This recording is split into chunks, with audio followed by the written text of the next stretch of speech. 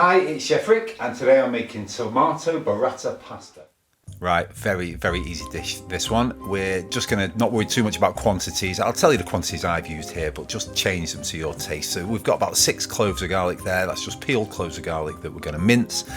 Best way to mince them, we've done them in so many videos now. You smush it down with the back of a knife and then you just work it left, right, left, right, left, right. Doesn't take skill, takes time. Decent sized pan. You can use a saucepan as well here onto a low to medium heat with a big glug of good olive oil. In goes the garlic, some dried chili flakes. Again, this is just a pinch.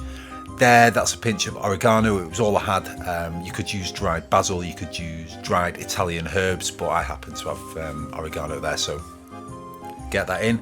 And just cook that, like I say, this is on a really sort of low heat. You just want to be releasing all of those flavours into the oil there. You definitely don't want it to burn. Once you cook that down for around about 10 minutes, you add some cherry tomatoes. These were on the vine, so just plucked them off, but just chuck in some cherry tomatoes. As many as you've got, really. That's about, what, 20? I can't count them that quick, but, you know, that's just how many I had. And you just cook that down. Occasionally just give them a stir. You'll see over the next kind of 10-15 minutes, look how much they start to break down. Now when they're really getting to the point of almost totally falling apart and they've popped and the skin's split on them, get some water on, salted water, and get your pasta in there. Obviously get it up to temperature. This one we're using rigatoni. That's just, again, what we had. You do want to use kind of thick pasta for this, something that's going to get that sauce clinging all over it, but I forgot I did this as well. Yeah, that's just another bit of minced garlic. Make a garlic bread here. In goes some unsalted butter. I was like half a block of unsalted butter, so 125 grams. Some salt flakes, sea salt flakes. And now that minced garlic is getting mashed up with all of that butter and the salt flakes as well. Some fresh parsley. Just like we did with the garlic, just work it left, right. Take out any like sticky bits and off you go. Whilst I'm doing this, I will ask if you like the videos, if you hit subscribe, it means everything. And if you can throw a like on them, that's fantastic as well. So yeah, if you wouldn't mind. In the parsley goes to the butter, and there you go, you've got a garlic butter. You can do anything with that. Stay at my hands. But yeah, garlic butter goes well on top of pizzas, and well, it's garlic butter. What's not to love about it? Take one of these bake at home baguettes, just run it under a cold tap before you put it in the oven, just allows it to go nice and crunchy. That's been in an oven at about 140 degrees for about 10 minutes. Cooked, cooled, chopped in half, and then spread your garlic butter all over it. Put them back in the oven now for about 15 minutes, oven at about 120.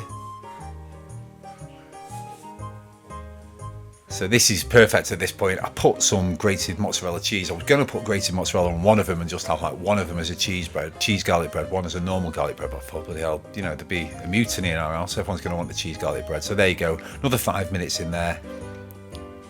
And just chop those up. That's about as easy as a homemade garlic bread gets, and absolutely delicious. So you've got some beautiful cheese garlic bread to have on the side.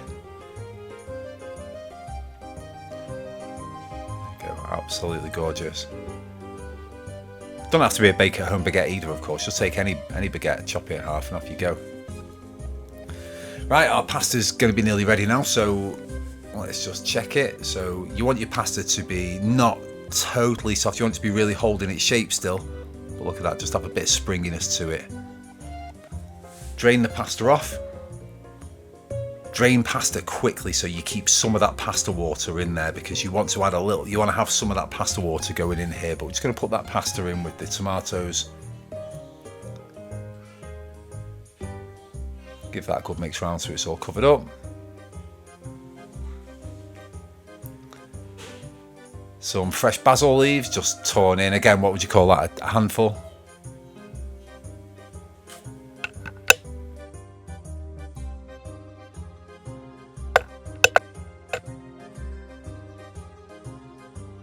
And then 2 burrata, and just give those a good mix round. You cannot use balls of mozzarella, you can't substitute it. You've got to use burrata because the creaminess will allow it to break apart. Look at it, makes it an absolutely beautiful sauce. thick and cheesy tomato, basil, a little touch of chili. Get yourself a nice hot plate, lovely and clean. Sort of pasta bowl. Spoon in. Again, top it with some fresh Parmesan and a little bit of the chili flakes. Serve it alongside that garlic bread, and there you go. It's super, super easy. You don't have to worry about the quantities that I've said here. Don't be exact on it. Just whatever you've got, fine tune it. But that's so easy. It's an absolutely delicious pasta dish. The whole family's going to love it. And yeah, what can I say? Super easy one, that. Thank you so much for watching, and I'll see you on the next one.